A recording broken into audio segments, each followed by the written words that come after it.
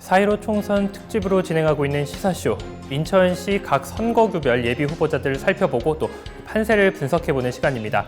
오늘은 인천 서구 갑을 지역 한번 살펴보도록 하겠습니다. 자, 역시 도움 말씀 주실 두 분 모셨습니다. 이한구 전 인천광역시의원 그리고 류건홍 원광대학교 법학전문대학원 교수님 두 분 모셨습니다. 반갑습니다. 네, 반갑습니다. 자, 가장 먼저 이 서구 지역의 선거구 획정 문제를 한번 짚고 넘어가야 될 것 같습니다. 이제 현재 서구 갑 지역이 현행 공직선거법상 선거구당 인구 상한선인 27만 7천여 명을 넘어섰는데요. 그렇게 되면 이 선거구 조정이 불가피해지죠. 이 선거구를 쪼개는 방법 아니면 이 선거구를 늘려서 인천의 의석수를 하나 더 늘리는 방법 등 여러 가지 이야기가 나오고 있는데 아직 이 결론이 나지 않은 상황입니다. 어떻게 전망하고 계시는지요? 예, 그러니까 15개월 전이죠. 그러니까 2019년 1월 31일을 기준으로 했을 때 인구가 총 인구가 5,182만 6,287명이니까요. 그래서 맥시멈이 한 선거구에서 최대 인구가 27만 3,129명이 됩니다. 이걸 의석수로 나누면. 근데 인천에서 중동홍진 강화가 27만 9,494명, 네. 또 서구 갑이 29만 1,139명, 남동을이 또 27만 5,461명으로 넘는데 그중에 서갑이 제일 많죠. 네. 근데 이제 서구 갑에 청라 1, 2, 3동, 가정 1, 2, 3동 뭐 이렇게 등등 이 지역구가 있는데 어느 동을 서구을로 넘길 것이냐 하는 쟁점이 나오는데 지금까지는 청라 3동설이 나오고요. 청라 3동설이 가정 2, 3동설이 나옵니다. 근데 지도를 놓고 보시면요. 청라 3동은 이 청라의 맨 왼쪽이에요. 네. 그래서 저쪽 서구을하고 또 이걸 끊어서 옮기는 것도 모양상도 그렇죠. 이상하고요. 가정 2, 3동은 또 아예 밑에 있어요. 그 가정거리 쪽에. 예, 이게 선거구라는 것이 묶이면 역사, 문화, 생활권 이런 것들이 관련성이 있어야 되거든요. 예. 그러면 이걸 어떻게 할 것이냐 하는 거고 만약에 잘못하면 게리맨더링 이야기가 또 나올 수밖에 없고요. 그래서 이건 좀 두고 봐야 될 것 같습니다. 선거구 획정위원회가 어떤 식으로 정리를 할지 사실 제일 합리적인 건 지역구 하나 신설하는 거예요. 그 지역에서. 의석수를 하나 더 그렇습니다. 예. 왜냐하면 2019년 12월 31일 기준으로 얼마 안 됐죠. 네. 인천시 인구가 259만 7천 명이 넘었고요. 부산시가 341만 4천 명 되는데 의석수는요 13대 18입니다. 13대 18. 40만 정도 차이 나는데 5석 차이가 나요. 평균으로 치면 20만 정도가 한 석이라고 하면 이거는 2석 정도? 많아야 2석에서 3석 차이가 나야 되는데 5석 차이가 나니까 인천 전체에 2석 정도는 우리가 손해보고 있다. 그러면 한 석 정도 늘려서 해결하는 게 맞지 않을까요? 한 석은 정도 늘리는 게 뭐 가장 현재로서는 합리적인 방법이다 이렇게 보고 계시는군요. 네, 뭐 2월 중에는 뭐 이렇게 결론이 나야 이 뭐 각 당이 선거 운동이라든지 뭐 각 후보가 이 전략을 세우는데 이 도움이 될 것 같은데 또 유권자 입장에서도 이 선거에 혼동이 없으려면은 빨리 결론이 나야 할 것 같습니다. 자, 그럼 먼저 이 서구갑 지역부터 한번 살펴보겠습니다. 서구갑 지역은 청라 1, 2, 3동 그리고 가정 1, 2, 3동, 성남 1, 2, 3동 그리고 가자 1동부터 4동 그리고 신현동, 원창동 이렇게 포함이 되어 있습니다. 자, 이름을 올린 예비 후보자 명부를 한번 살펴보면 이 서구갑 예비 후보자 명단 2020년 2월 11일 이 현재 기준입니다. 자, 더불어민주당 17대 국회의원을 역임한 김교흥 예비 후보 그리고 자유한국당에서는 전 서구청장을 지낸 강범석 예비 후보 그리고 자 민선 3사기 인천 서구청장을 역임했고 지금 현재 국회의원인 이학재 예비 후보 그리고 정의당에서는 현 정의당 인천시당 서구지역 공동위원장인 김중삼 예비 후보 그리고 국가혁명배당금당에서는 박서윤, 공미진, 최진희, 박시은, 조양남 예비 후보가 이름을 올렸습니다. 그리고 무소속으로 김용섭 예비 후보까지 이렇게 이 출사표를 던졌는데요. 자, 이 지역의 뭐 관전 포인트라고 할까요? 지키려는 이학재 그리고 뺏으려는 김경 정말 뭐 10년 넘게 이렇게 리턴 매치가 이어지고 있는 곳입니다. 자, 이 서구갑 지역을 이야기하면서 이 이학재 국회의원을 빼놓을 수가 없는데요. 민선 3사기 그리고 민선 3사기에는 이 서구청장을 역임하고 그리고 18대부터 20대까지는 이 3선 국회의원으로 뭐 정말 이 지역에서는 그야말로 뭐 선거 불패를 보여주고 있는 인물입니다. 자, 이번에는 어떤 공약을 가지고 이 승리를 위해서 어떤 공약을 가지고 임하실 거라고 보시는지요? 네, 이학재 의원께서는 이제 전임 그 인천 시정부 때 추진됐지만 현재 지지부진한 경인고속도로 일반화 조기 착공하고 그리고 루원시티 인천시 제2청사 추진이요. 이 루원시티는 이제 현재 그 서구 갑을 선거구가 조정 예정인 이제 가정 2동과 아마 가정 3동이 서구을로 갈 것이 확실시된다고 보는데요. 그쪽 지역이 되겠죠. 그리고 2025년 종료 예정인 수도권 매립지, 대체 매립지 문제 등과 현재 그 청라 지역의 뜨거운 감자입니다. 청라의 그 광역 소각장 그 폐쇄 또는 이전 문제. 네.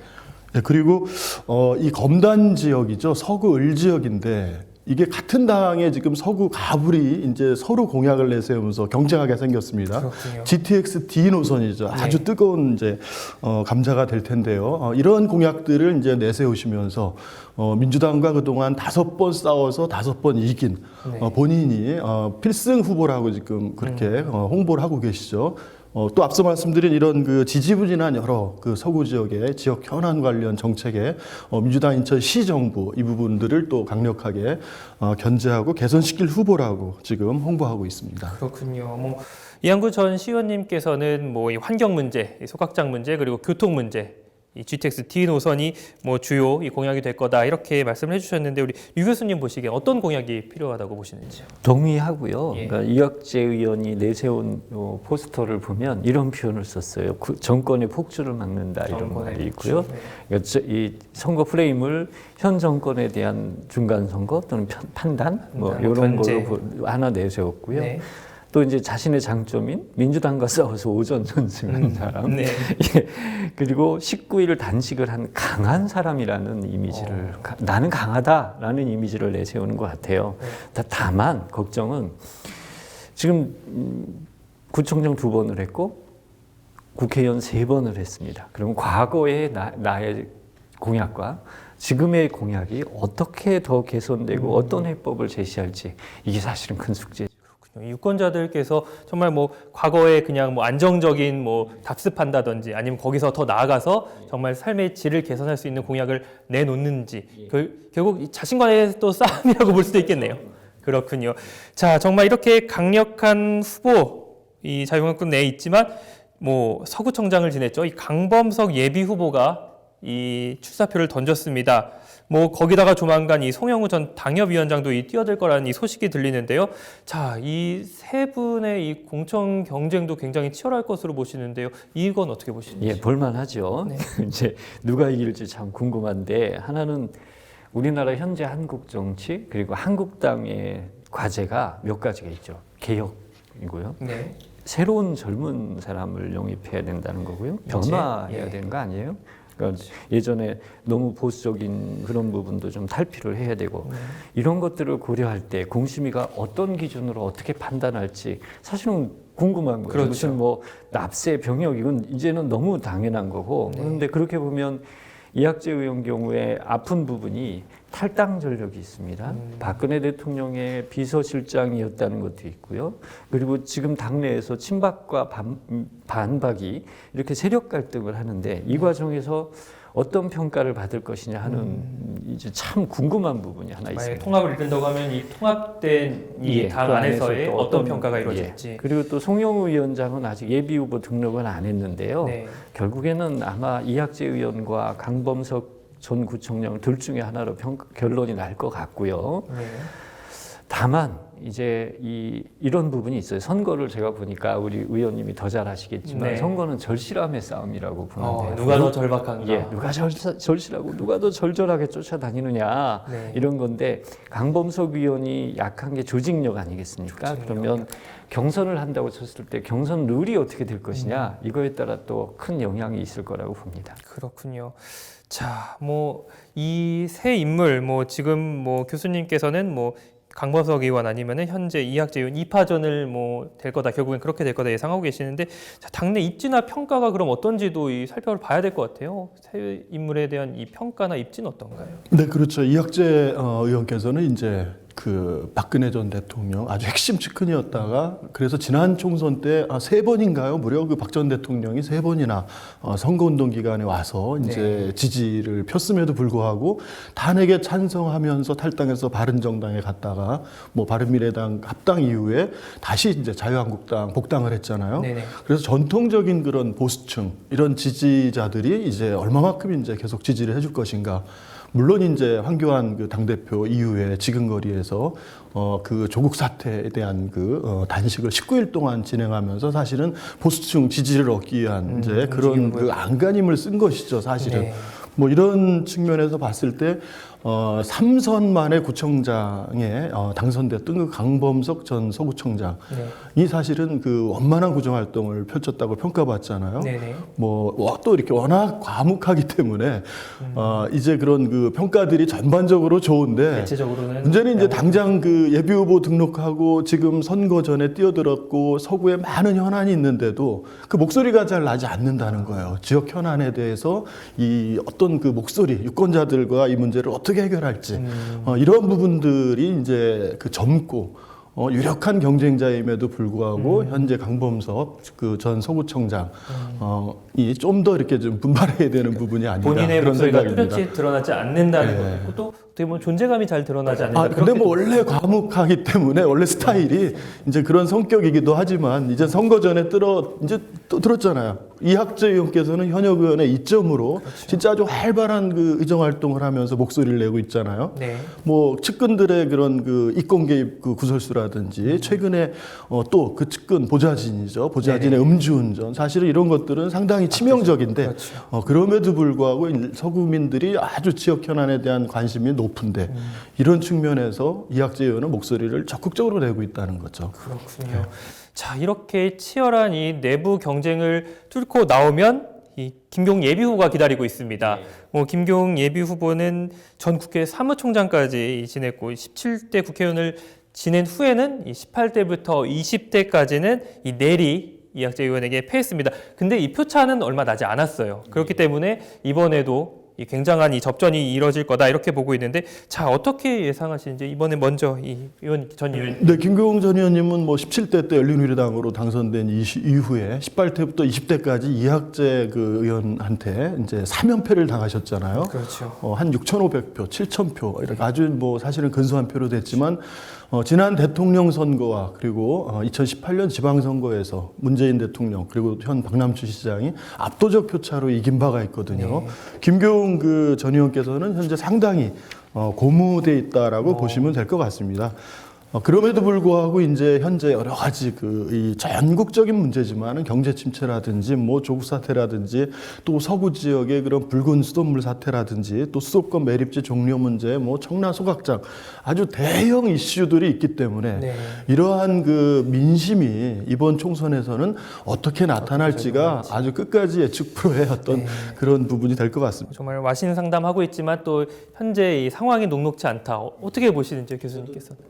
아주 동감합니다. 20대에서 표 차이가 얼마 안 났어요. 처음에는 아마 여론조사상으로는 오히려 이학재 의원이 불리했었는데 그게 이제 절실함의 표현이라고 얘기하고 싶고요. 하나는 그때 당시에는 좀 묘했던 게 6.1종 후보가 있었습니다. 국민의당에.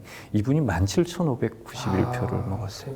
이러다 보니까 이게 졌는데 이번 선거에서도 본선으로 딱 가면 쉽지 않을 것이다 라고 보는데요. 왜 그러냐면 말씀하신 것처럼 쟁점들이 엄청 많아요. 그런데 김경 후보는 여당입니다. 그렇죠. 그렇기 때문에 대통령을 비판하기도 그렇고 인천시장을 비판하기도 그렇고 참 어려워요. 야당이 이런 때는 편합니다. 그리고 또 이 큰 문제들에 대한 답을 한 지역구의 국회의원이 사실 내기도 힘들어요.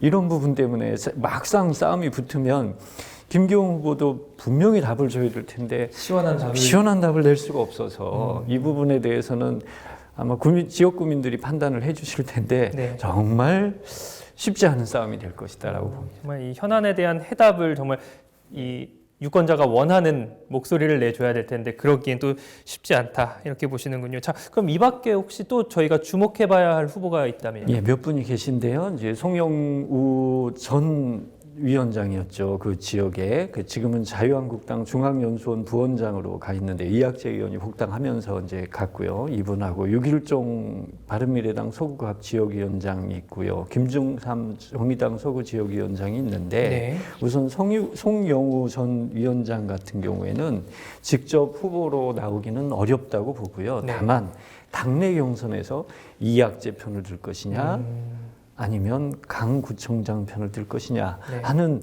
그런 면에서의 캐스팅 보트나 또는 역할을 할 수 있을 거라고 보고요. 유길종 서구갑 바른미래당 지역위원장은 이제 또 나오면 물론 저번 선거처럼 큰 영향을 미칠 수 있으냐 이거는 모르겠지만 네. 갈라먹기를 할 거라고요. 그래서 갈리는 이 효과가 그렇습니다. 나타날 그래서 것 같다. 이분이 바른미래당을 유지할지 안철수 신당으로 갈지 아직 미정이지만 만약에 출마를 하게 되면 좀 변수가 되지 않을까 싶고요. 정의당은 어느 지역구나 똑같지만 연수을을 제외하고는 지역구 당선이 아니라 비례대표 당선을 많이 시키기 위해서 최대한 득표율을 높이는 거, 이 부분으로 갈 것이기 때문에 큰 이제 판세의 큰 결정권은 없을 것이다라고 생각을 합니다. 그렇군요. 이한구 전 의원님 시각에서는 이 후보가 어떤 변수가 될 수 있다 이렇게 생각하는 네, 후보가 단연 뭐 유길종 후보죠. 예, 네. 아직은 그 예비 후보 등록을 하지 않았지만 네. 바른미래당 중앙당의 총선 기획단이라든지 조강특기위원을 하고 있죠. 그리고 그동안 그 혁신 성장과 일자리 그 위원장을 맡으면서 활발하게 우리 국가의 미래 문제라든지 일자리 경제의 어떤 핵심적 문제들이죠. 이런 활동을 활발하게 해왔고 동시에 중앙 활동뿐만이 아니라 지역 활동도 사실은 꾸준히 해오고 언론 노출도 이제 꾸준히 돼온 이런 그 분위기 때문에 아마 가장 우리 유 교수님이 말씀하신 대로 현재 바른미래당 또 그 평화민주당 네. 그다음에 대한신당 이런 통합 논의가 되는데 과연 통합이 될지와 또 하나는 유길종 그 이제 예비 후보로 등록한다면은 뭐 국민당이죠 안철수 신당 이쪽으로 할 건지 이런 거취에 따라서 아마 가장 중요한 변수가 될 것 같습니다. 거치에 따라서도 이 표가 어디로 갈지 어떤 표가 옮겨갈지도 굉장히 알 수가 없기 때문에 그렇군요. 자, 이 서구 갑 지역은 이 청라 국제도시와 루원시티가 있는 곳입니다. 또 그만큼 이 새롭게 인천 외부에서 유입된 인구가 많은 곳이기 때문에 이 또한 이 선거에서 이 변수로 작용할 수 있을 것 같다. 뭐 이렇게 예상하는 분들이 많은데요. 어떻게 보시는지요? 네, 지난 총선과 다르게 지난 대선과 지방선거의 큰 표의 이 변동이죠. 이것은 청라 1동, 2동, 3동 약 8, 9만 명 되는 유권자들이 새로 생겼다는 거거든요. 젊은 층, 또 서울에서 상당히 많이 유입된 거죠. 그래서 이 지역 표심의 결과만 보더라도 박남춘 그 시장께서 8만 254표를 얻었고요. 네. 또 4만 5,727표 유정복 시장이 이 과거에는 이제 이렇게 차이가 나지 않았었는데 이만큼 변했다는 것을 볼 수가 있습니다. 다만 이제 그 가정 2동, 3동 약간 그 보수적이라고 하는 곳이 이제 서구을로 갈 가능성이 높기 때문에 그런 측면에서 이제 약간의 그 표에 지난 대선 지방선거보다는 줄 수 있겠지만 네. 그래도 이제 김기용 후보에게는 가장 그 유리한 선거를 치르는 이번 총선이 되지 않을까 그런 생각입니다. 지난 선거에 비해서 이 새로운 인구 유입이 이 김기용 후보에게는 호재로 작용할 거다. 그렇죠. 예. 교수님 같은 예, 비슷한 거고요. 외부에서 오셨지만 이 지역의 특색이 워낙에 쟁점이 많잖아요. 인천에 그렇죠. 거의 현안이 모든 많습니다. 큰 문제들이 다 걸려 있어서 네. 이사를 와서 방관자가 아니라 그게 바로 내 문제라는 의식 때문에 적극적으로 참여하고 그리고 동화돼 버리니까 그 지역의 지역적 정체성이 빨리 형성이 되거든요. 네. 그러다 보니까 이분들이 중요한 이 투표에서 중요한 결정권을 행사할 것이다라고 봅니다. 그렇군요. 이렇게 이야기를 나누다 보면 뭐 정말 인천 지역 13개 선거구 한 곳 한 곳이 관전 포인트가 있고 정말 향방을 알 수가 없을 것 같아요. 네. 이 서구 갑 지역도 마찬가지인데 자 어떻게 전망을 하시는지요? 한마디로 한다면 저는 서구 갑은 두고 봐야 알겠다. 두고 봐야 뭐, 정말 너무나 당연한 얘기지만 그렇게밖에 뭐, 이한구 전 의원님께서 예, 그러니까 가불의 공통적인 서구 지역 현안이 워낙 많잖아요. 네. 뭐 청라 광역소각장, 뭐 수도권 매립지, 붉은 수돗물 사태. 그렇지만 가장 그 이번 선거에서 쟁점이 될 집권 여당으로서 곤혹스러운 GTX-D 노선입니다. 바로 그 청라 가정을 거치느냐 아니면 검단을 거치냐를 갖고 지금 갑을 양쪽의 그 주민들이 아주 서화를 걸고 지금 여기에 매달리기 때문에 이 부분들은 아마 집권 여당이 상당히 불리한 그런 그 악재 중의 악재가 되지 않을까 그렇게 판단하고 있습니다. 네, 자, 잘 들어봤습니다. 다음으로 이 서구 을 지역을 한번 살펴봐야 할 것 같은데요. 서구 을 지역은 검암동과 경서동, 연희동, 그리고 검단동, 불로동, 대곡동, 원당동, 그리고 당하동, 오류동, 왕길동, 마전동까지가 포함되어 있는 선거구입니다. 자, 뭐 도농 복합 도시로 평가하고 있는 지역인데요. 서구을 예비 후보자 명단을 한번 살펴보면요. 자, 먼저 2월 11일 현재 기준입니다. 이행숙 자유한국당 전 인천 서구을 당협위원장 그리고 전 서구시설관리공단 이사장을 지낸 예비 후보가 이 출사표를 던졌습니다. 그리고 자유한국당 마찬가지로 자 최태현 예비 후보가 출사표를 올렸고요. 자 서구을에서는 이 국가혁명배당금당에서 정말 뭐 많은 후보를 여기까지 내오고 있지만 특히 많은 후보를 내오고 있습니다. 이명자, 이경옥, 엄혜정, 이순예, 최중자, 조서원, 송수정, 김정수 네, 8명의 이 예비 후보를 대거 출마시켰습니다. 자, 그렇게 본다면은 자, 이 현재 이 기준, 이 등록을 기준으로 이 예비 후보를 살펴보면 아무래도 이 자유한국당에서는 이행숙 후보가 가장 이 눈에 띄는 인물이 아닐까 싶은데요. 지난 20대 총선 당시에는 이 당에서 이 황우여 전 사회부총리를 전략 공천하면서 이 전면에 나서지 못했습니다. 자, 이번에는 자유한국당의 이 본선 주자로 나설 수 있을지 어떻게 전망하고 계시는지요? 일단 이행숙 예비 후보의 장점을 몇 개 말씀드리면 인천에서 한국당에서 유일한 여성 후보죠. 네. 물론 이제 신보라 후보가 어떻게 될지 모르겠지만 그리고 서구시설관리공단 이사장 이후에 서구의 현안, 서구의 주민들에 대한 대인 접촉이 상당히 오랫동안 있어 왔습니다. 그리고 정말 열심히 선거운동을 하고 있어요. 이런 장점은 있는데 다만 왠지 모르겠는데 아직도 여전히 강력한 존재감을 보이고 있지가 않습니다. 네. 그러면 이제 중요한 것은 서구 을 지역의 쟁점들 얼마나 많아요. 족수 문제도 있고 매립지가 있고 요즘에는 검단 중앙공원의 무슨 민간 특례 사업 문제도 있고 검단 신도시 개발 문제도 있고 이런 부분들에 대해서 좀 쟁점을 잘 쥐고 흔든다면 경쟁력이 생길 거라고 보고요. 이러다 보니까 낙하산 얘기가 나오고 있는데 개인적으로는 그렇게 봅니다. 한국당에서 낙하산을 이렇게 보내고 싶지만 사실 인천에 기반을 두고 활동을 열심히 하고 중량감 있는 낙하산을 찾을 수가 없네요. 그렇군요. 예, 그런 문제도 같이 섞여 있습니다. 네. 자, 류 교수님께서는 이렇게 전망을 해주셨는데 이 전 의원님께서는 어떻게 보시는지요? 네, 그 우리 류 교수님 말씀하신 대로 이행숙 그 예비 후보는 인천에서 이제 몇 안 되는 여성 정치인 중에 한 분이십니다. 그 여성단체 대표도 역임하셨고요. 자유한국당 인천 시당 여성위원장도 역임하셨고. 그리고 뭐 인천 서구시설관리공단 이사장을 통해서 이제 행정 경험이라든지 이제 전문성도 겸비하셨단 말이에요. 네. 다만 이제 그동안 이 서구가 강화하고 같은 이제 지역구가 되고 또 강화의 어떤 보수층 이 표를 많이 의식하다 보니까 거의 남성 강화 출신의 남성 후보들이 많이 그 후보가 됨으로 인해서 이제 어떤 본선 아예 기회를 얻지 못하셨죠. 네. 근데 뭐 문제는 이제 이번에는 오래간만에 사실 기회가 왔는데 이 또 강화군이 이제 중동진 강화군으로 떨어져 나갔어요. 네. 그래서 이 보수적 이런 서구 강화 을 지역이 이제는 서구 을만 남으면서 아주 민주당 그 절대 우세 지역으로 또 바뀌었다라는 거예요. 이런 많은 그 몇 안 되는 여성 정치인으로서 준비를 해왔지만 또 이런 선거 구도 자체가 이제는 또 아주 이렇게 불리하게 바뀐 불운한 상태인 것은 사실인 것 같습니다. 예. 그렇군요. 뭐 반면 이 예비 후보에는 이름을 올리지 않았는데 이 더불어민주당에서는 아무래도 이 현역인 이 신동근 국회의원이 나설 가능성이 크다고 보여지는데요. 여러 번의 도전 끝에 20대 국회의원으로 당선이 됐는데 이 지난 이 지역 내 의정 활동에 대한 이 평가는 어떤지요? 네, 의정 활동에 대한 평가 전에 먼저 이 지역에 민주당 예비 후보 등록한 인물이 없다는 것도 참 특이하고요. 그거는 이제 당연히 신동근 후보가 나설 것이다라는 걸 전제로 하는 것 같아요. 네네. 그렇지만 20대 국회의원 동안 큰 문제를 일으키지도 않았지만 그렇다고 뚜렷한 뚜렷하게 뭘 하신 것도 성과가 없습니다. 이게 애매한 부분이죠. 그게 초선의 한계일 수도 있고 본인의 캐릭터일 수도 있고요. 네네. 근데 대개 보면 초선한테는 아주 특별한 문제가 없다면 한 번 더 기회를 주는 것이 관행으로 보이고요.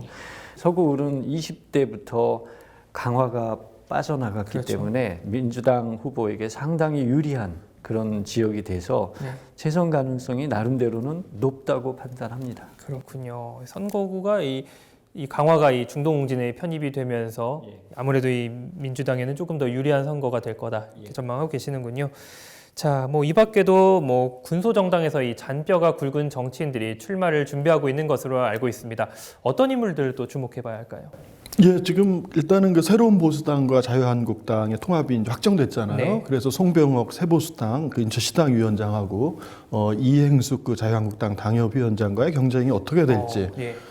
또 지난 20대 총선 때 국민의당 후보로 출마해서 16%를 득표한 그 허영 후보가 현재 민주평화당 최고위원이시란 말이에요. 네. 그래서 이 바른미래당과 대한신당 민주평화당이 통합을 추진하고 있는데 그 결과에 따라서 이 허영 후보의 출마 가능성도 이제 높아 보입니다. 뭐 앞서서 이렇게 유 교수님이 말씀하셨지만은 이제 신동근 의원께서 중앙 언론에 많은 그 노출은 없었지만 그동안 이제 그 시의원 구의원들과 지역 밀착형 이런 안정적 그런 그 의정 활동 그리고 이제 지난 선거 때 가장 애를 먹은 것이 호남 향후회죠. 서구을 지역 호남 향후회와의 갈등이었는데 네. 사실은 이제 그 문제도 좀 이제 정리된 것으로 이렇게 알려졌거든요. 그래서 이 신동근 후보가 아주 더 안정적 이런 상황이 이제 된 상태에서 과연 야권 후보 또는 범 그 중도 보수 통합 또는 뭐 범 야권 연대 이 결과가 어떻게 날지에 대해서 좀 많이 주목이 좀 가고 있는 부분이라고 생각합니다. 자, 류 교수님이 주목하고 계시는 이 새로운 인물이라든가 주목해야 될 인물이 있다면 어떤 인물이실까요? 20대 총선 결과를 보면 신동근 의원하고 황우여 의원하고 약 7,900표 차이가 났습니다. 네. 민주당 강세 지역임에도 불구하고 사실은 큰 표 차이가 아닌 거예요. 접전이요. 그 원인은 두 가지가 있습니다. 허영 후보라는 사람이 말씀드린 것처럼 16.24%, 16,234표를 받아갔습니다. 그러면 이번 선거에서도 허영 최고위원이 출마하느냐 안 하느냐에 따라서 정말 박빙으로 갈 수가 있고요.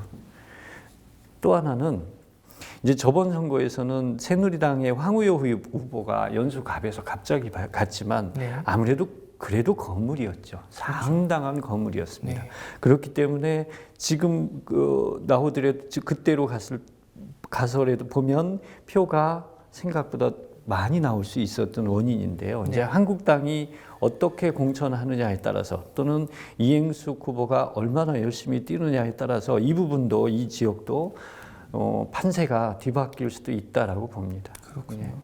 뭐 두 분이 공통적으로 말씀하신 것 중에 하나가 저는 지난 20대 총선에서 이 강화 지역이 이 서구 을에서 빠지면서 이 신동근 지금 현역 국회의원이 조금 이득을 봤다 뭐 이런 평가를 하시는데 자 선거구 이 서구 갑 지역의 선거구도 개편이 불가피해졌습니다. 이것도 이번 선거에 이 서구 을에도 영향을 미칠 것으로 보이는데요. 뭐 어떻게 보시는지요? 가정 2, 3동이 가정 2, 만약에 3동. 간다는 걸 전제로 하면 이 지역이 생각보다 보수적입니다. 예. 그렇다면 이게 서구 을로 갔을 때는 이제 신동근 의원 입장에서는 아주 불편한 상황이 됩니다. 네. 그래서 이게 어떤 영향을 미칠지, 이게 과연 현실화될지 하는 거에 이제 선거구 획정위원회의 결과를 좀 보고 그 다음에 한번 다시 판단해 보는 게 맞습니다. 아직은 정말 어느 동이 갈지를 모르기 때문에요. 예. 뭐 이전 시의원님께서는 가정 2, 3동이 이 서구 을로 이 편입이 될 거다 이렇게 아까 이 예상을 한번 해주셨는데요. 만약에 그렇게 된다면은 또 이 선거 근데 가정 2동하고 가정 3동 예, 유권자 수가 한 17,000표 정도 됩니다. 두 동 네. 합쳐서 이제 그래서 아마 2동 3동이 갈 거라고 제가 예측을 하고 있는데요. 그럼에도 불구하고 일단 그 기존 서구을이 강화군이 빠지면서 그 19대까지 총선과는 완전 180도 바뀐 그런 상태로 돼 있기 때문에 네. 신동근 후보가 그 이전까지는 뭐 어떻게 해볼 도리가 없었잖아요. 그렇죠. 이 서구을에서 약간 이겨도 강화에서 70% 가까이 중원하게. 보수의 몰표가 예. 나왔기 때문에 뭐 이제는 뭐 이 강화군도 분리됐고 지난 선거부터 그리고 또 많은 또 서구 그 을지역 검단이나 이 주변이 개발로 인해서 젊은 층들 유입이 많이 늘었단 말이에요. 네. 예, 그럼으로써 이번 선거는 구도적으로는 신동근 후보에게 상당히 그 유리한 이런 구도가 돼 있는 것이라고 생각합니다. 예.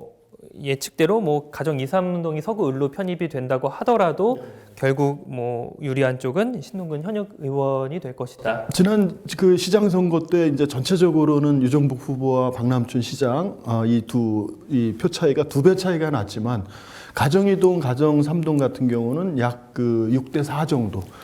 그래도 이제 그 박남춘 시장이 60% 가까이 이제 표를 얻은 건 사실이거든요. 보수적이라고 하지만. 네. 예.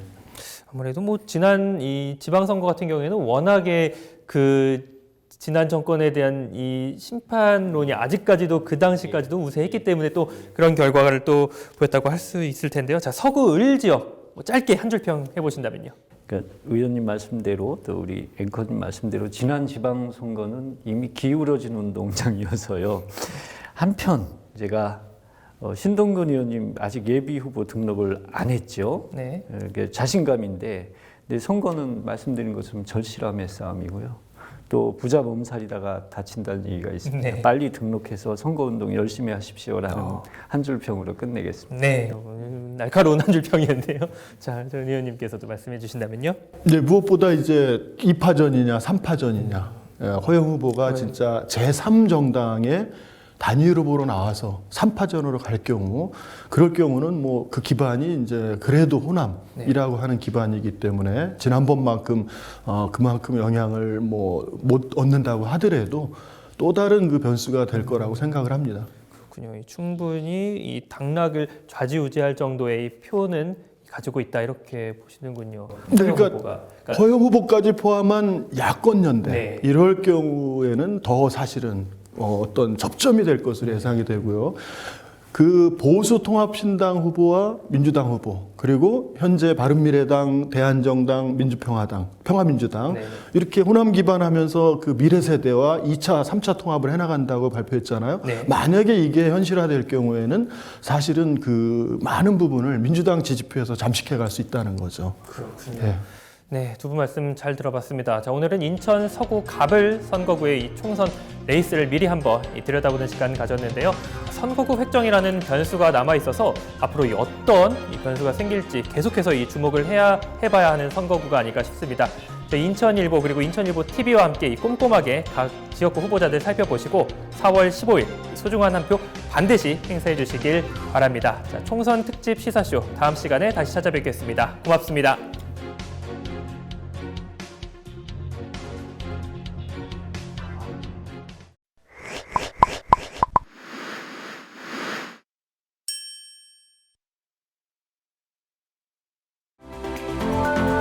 모두가 하나 되는 마라톤 축제 제20회 인천 국제 하프 마라톤 대회 참가자를 모집합니다. 문학경기장을 출발해 송도국제도시 일원을 달리는 최적의 코스 5km에서 하프 코스까지 선착순 2만 명을 모집하며 접수는 3월 11일까지 전화 및 대회 홈페이지를 통해 접수하시면 됩니다. 제20회 인천 국제 하프 마라톤 대회 시민 여러분의 많은 참여 바랍니다.